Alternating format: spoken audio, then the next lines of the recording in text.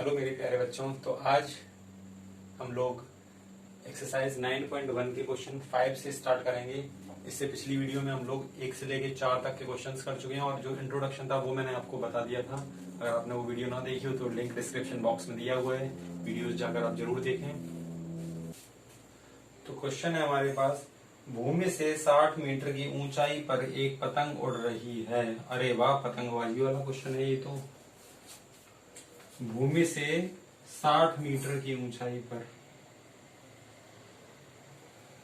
यहां मैंने मान ली पतंग ए, ये भूमि का लेवल हो गया 60 मीटर ऊंचाई पर है यहाँ एक पतंग।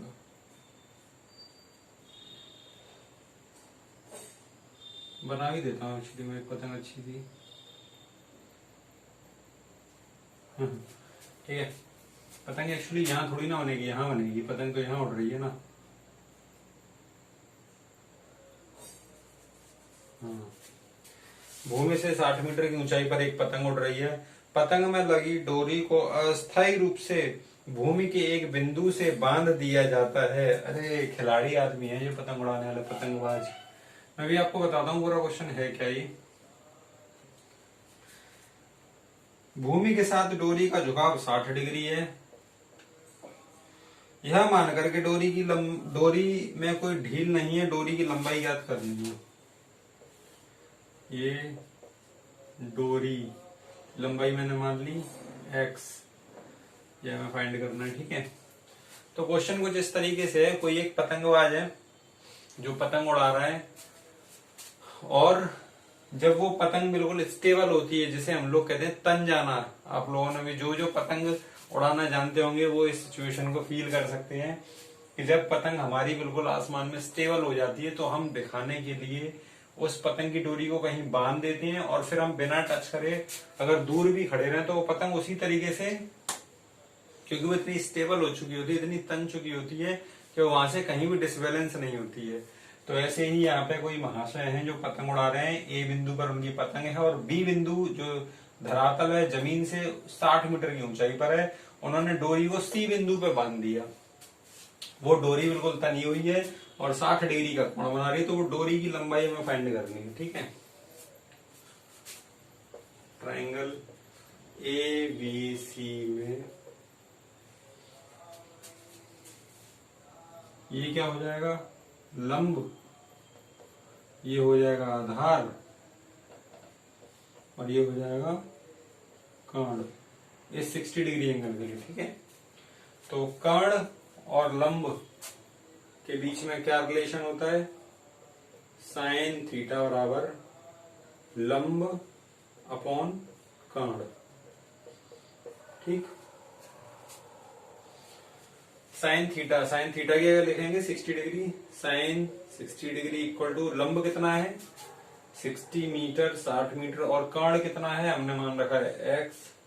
साइन 60 की वैल्यू होती है √3/2, 60/x, क्रॉस मल्टीप्लाई करेंगे तो यहां से आ जाएगा हमारा x इक्वल टू 120/√3। इसका हम रेशनलाइजेशन परमेयकरण करेंगे, √3 का ऊपर नीचे मल्टीप्लाई, तो हो जाएगा ये 120√3 कौन, √3 का √3 में तो 3 चौक 12 40, 40√3 मीटर। तो जो डोरी की लंबाई होगी वो हो जाएगी 40√3 मीटर। ठीक है, अगर क्वेश्चन में दिया होता है कि √3 की वैल्यू 1.732 यूज करनी है तो मल्टीप्लाई कर देंगे। ये बात मैंने अपनी पुरानी वीडियो में भी बताई थी कि हम रैशनलाइजेशन क्यों करते हैं, क्योंकि जब √3 या √2 जब हमें वैल्यू पुट करनी होती है तो वो वैल्यू डिवाइड में पुट करेंगे। मान लो 120/√3 है, √3 में √3 की वैल्यू 1.732 अगर मैं रखता हूं तो ये कैलकुलेशन थोड़ी सी टफ है, ये डिवाइड नहीं हो पाएगा, मतलब हो जाएगा लेकिन बहुत टाइम लगेगा। और इन अदर हैंड जब हमने इसका रैशनलाइजेशन करा तो 40√3 आ गया। 40√3 मतलब 40 इंटू 1.732। ये कैलकुलेशन बहुत आसान है, हमें इसमें सिंपल मल्टीप्लाई करना है, तो इसलिए रैशनलाइजेशन कर देते हैं जिससे हमें अगर अंडर रूट की वैल्यू पुट करनी हो तो वो कैलकुलेशन ज्यादा टफ ना हो। अच्छा, इस क्वेश्चन से मुझे अपना एक इंसिडेंट याद आ गया कि एक बार ऐसी था, पतंग उड़ा रहा था मैं अपनी नानी के यहाँ, ठीक है। तो पतंग बिल्कुल स्टेबल हो गई, तो मैंने दिखाने के लिए उस पतंग को बांध दिया एक जगह। जैसे पतंग बंधी हुई है ना, ऐसी मैंने बांध दिया, और सब मेरे फ्रेंड देख रहे थे अपने आसपास, अरे वाह क्या पतंग, मतलब बिल्कुल स्टेबल है। तो मैंने थोड़ा और ज्यादा दिखाने के लिए मैंने कि चलो मुझे प्यास लग रही है, मैं पानी पी के आता हूँ नीचे से। तो वो पतंग वहीं बंधी हुई थी, मैं नीचे गया आराम से, अपने दर्शन में आया, पतंग तो वहीं होगी। मैंने सोचा आगे देखता हूँ, तो ना पतंग थी, डोरी नीचे पड़ी हुई थी, क्योंकि किसी और हमसे बेहतर पतंगबाज ने हमारी अनुपस्थिति में वो पतंग काट दी थी। तो ऐसा कुछ था। चलिए चलते हैं नेक्स्ट क्वेश्चन की तरफ। नंबर 6, 1.5 1.5 मीटर लंबा एक लड़का 30 मीटर एक ऊंचे भवन से कुछ दूरी पर खड़ा है। ए बी मैंने मान लिया भवन, इसकी कुल ऊंचाई है 30 मीटर, ठीक है। अच्छा, हाइट एंड डिस्टेंस वाले क्वेश्चन में पता है क्या सबसे इंपॉर्टेंट, कि जितना अच्छे से आप क्वेश्चन को समझ लोगे, जितना अच्छे से आप जो क्वेश्चन में बात दी हुई है उस चीज को अपने दिमाग में विजुलाइज कर लोगे, जितना अच्छे से आप इमेजिन कर लोगे, उतने ही आसानी से आप डायग्राम ड्रॉ कर लोगे। और जितना सटीक, जितना सही आपका डायग्राम बनेगा, सॉल्यूशन उतना ही आसान होगा। क्योंकि आप लोगों ने अभी तक देखा होगा कि सॉल्यूशन में ऐसा हमें कुछ बड़ी चीजें नहीं करनी होती है। सॉल्यूशन में सिर्फ sine cos tan, cot sec, cosec, mostly sine cos tan से काम हो जाता है। ये हमें केवल रेशियो अप्लाई करने होते हैं, फिर सिंपल हल्की फुल्की कैलकुलेशन होती है। लेकिन जो सबसे इंपॉर्टेंट बात है वो होती है कि डायग्राम ड्रॉ करना, और डायग्राम ड्रॉ करने के लिए हमें क्वेश्चन अच्छी तरह समझ में आना चाहिए। तो चलते हैं अपने क्वेश्चन की तरफ। 30 मीटर ऊंचे भवन से कुछ दूरी पर खड़ा है 1.5 मीटर लंबा लड़का। अब मान लिया मैंने लड़का यहाँ खड़ा हुआ है, C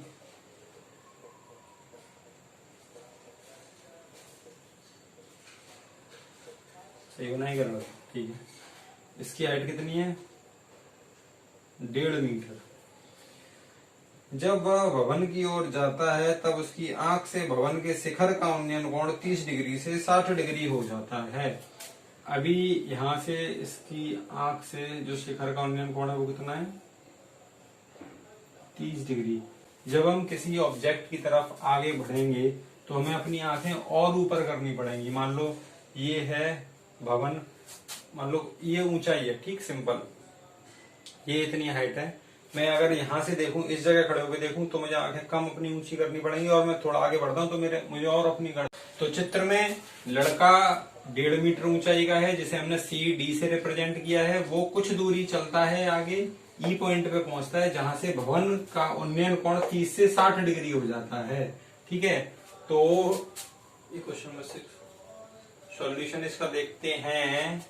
triangle A E F, triangle A E F में, ठीक है, टेन, अब ये बताने की जरूरत है नहीं टेन क्यों लिया, साइन क्यों नहीं लिया, कॉस क्यों नहीं लिया, क्योंकि, हाँ चलो बता देते हैं, क्योंकि लंब हमें पता है और आधार के बारे में हमसे पूछ रहा है। तो लंब बटे आधार क्या होता है, tan theta. Tan 60 equal to लंब, लंब क्या होगा, ए एफ अपॉन आधार क्या होगा, ई एफ। बहुत आसान है बच्चों, फटाफट से √3, 60 की वैल्यू, ए एफ की वैल्यू 30 नहीं होगी, 30 पूरे की है, 28.5। अरे मैंने मिटा दिया, sorry. A F equal to A B minus F B. F B जो होगा वो होगा 1.5, तो ये क्या हो गया, ये ए एफ की वैल्यू निकल गई, ठीक है।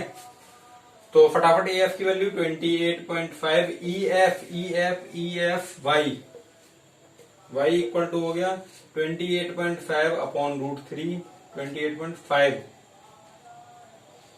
अपॉन √3, ऊपर नीचे रैशनलाइजेशन करने के लिए √3 का मल्टीप्लाई कर देंगे। y इक्वल टू हो गया 28.5, अरे यार बार बार √3 लिख जा रहा है, √3 अपॉन √3 और √3 में 3, ये इससे कैंसिल करेंगे, डिवाइड देंगे 28.5 को, 27, 3 पंजे 15, 9.5, बार बार 5 की अगर रूट लिखे जा रहे हैं 9.5√3 मीटर। ठीक है, अब हमें x ज्ञात करना है, तो AFC ट्राइंगल AFC में AFC कुछ KFC ऐसा लग रहा है ना, KFC burger, tan 30 degree equal to लंब कितना है AF अपॉन आधार कितना है। इस पूरे ट्राइंगल के लिए बात कर रहे हैं तो आधार जो होगा वो x प्लस वाई होगा, मतलब CF होगा। CF tan 30 की वैल्यू 1/√3, AF की value AF 28.5 upon CF x by x plus Y equal to 28.5√3। ठीक है, क्रॉस मल्टीप्लाई कराएं,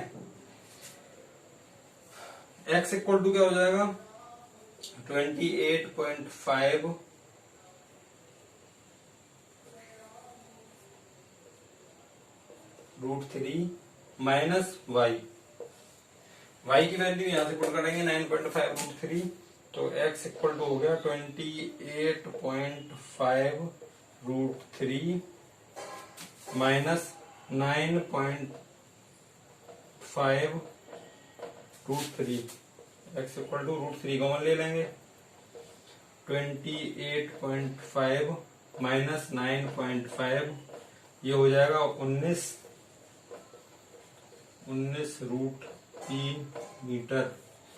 तो लड़का मीनार की तरफ या फिर भवन की तरफ 19√3 मीटर चलेगा।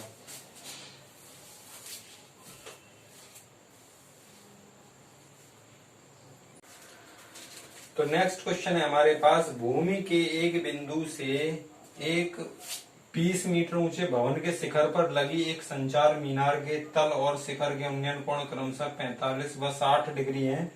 तो संचार मीनार की ऊंचाई, अच्छा ये पता है क्या कह रहा है। क्वेश्चन नंबर देखो कौन सा है, क्वेश्चन नंबर 7। एक कोई भवन है, घर बना हुआ है, ठीक, इसके ऊपर एक टावर लगा है। आजकल जो लोग लगवा लेते हैं ना, आपने भी ऐड देखे होंगे, टावर लगाए महीने के 12,000 कमाए, 5 लाख और एक सरकारी नौकरी, ऐसा कुछ मुझे नहीं पता वो कितने फेक होते हैं फिर असली होते हैं। तो भूमि के एक बिंदु से एक 20 मीटर ऊंचे भवन के शिखर, ये भवन है AB, ये है 20 मीटर, इसके ऊपर AC एक संचार मीनार मान लेते हैं हम, मीनार लिख दे रहा हूं केवल में, ठीक है, के शिखर पर लगी एक संचार मीनार के तल, संचार मीनार का तल हो गया A और शिखर, संचार मीनार का शिखर हो गया C। इनके उन्नयन कोण क्रमशः कितने दिए हुए हैं, ये पॉइंट मान ले रहा हूं मैं, ABCD पॉइंट हो गया ये, ठीक है, 45 और 60 डिग्री। तो संचार मीनार की ऊंचाई ये हमने मान ली H 45 डिग्री, ये पूरा एंगल है 60 डिग्री, ठीक, केवल इतना नहीं है 60, यहां से खड़े होकर जब हम उन्नयन कोण की बात करेंगे तो जो मीनार का फुट होगा A वो 45 डिग्री, और जब हम शिखर देखेंगे तो पूरा कोण तो देखेंगे, ये थोड़ी ना कि हम 45 डिग्री देख चुके उसके बाद फिर दोबारा देखेंगे, ऐसा नहीं है, जो 60 डिग्री है वो पूरा कोण लिया जाएगा। तो ट्राइंगल ABD में किस किस की बात हो रही है, अच्छा इसमें जो बेस है, बेस मतलब आधार, BD, ये दोनों ट्राइंगल्स के लिए सेम रहेगा। तो आधार और लंब की बात हो रही है, आधार और लंब, या लंब और आधार किस में आते हैं, tan थीटा में। तो tan ABD की बात हो रही है, तो tan 45 डिग्री इक्वल टू लंब कितना है 20 मीटर, आधार कितना है BD, तो tan 45 की value 1 equal to 20 upon BD equal to हो गया 20 मीटर। BD मतलब समझ गए आप लोग, BD मतलब भवन जिसके ऊपर मीनार लगी हुई है उसके फुट से, मतलब उस भवन से जितनी दूरी से हम ये उन्नयन कोण बनते हुए देख रहे हैं ना, जितनी दूरी से हमें मीनार जो बनी है संचार मीनार उसे देख रहे हैं, वो दूरी हमें पता लग गई। अब आ जाते हैं ट्राइंगल बी सी डी, पूरे बड़े वाले ट्राइंगल में जिसमें एंगल 60 डिग्री लेंगे। ट्राइंगल बी सी डी में tan 60 डिग्री, tan 60 की वैल्यू रख ले रहा हूं डायरेक्ट, √3 इक्वल टू लंब कितना होगा 20 प्लस h पूरा होगा BC, 20 प्लस h, ये 20 है केवल इतना, अपॉन आधार कितना होगा 20, अपॉन 1 मान के cross multiply 20 plus h equal to 20√3, h यही रहेगा, 20 उधर जाएगा तो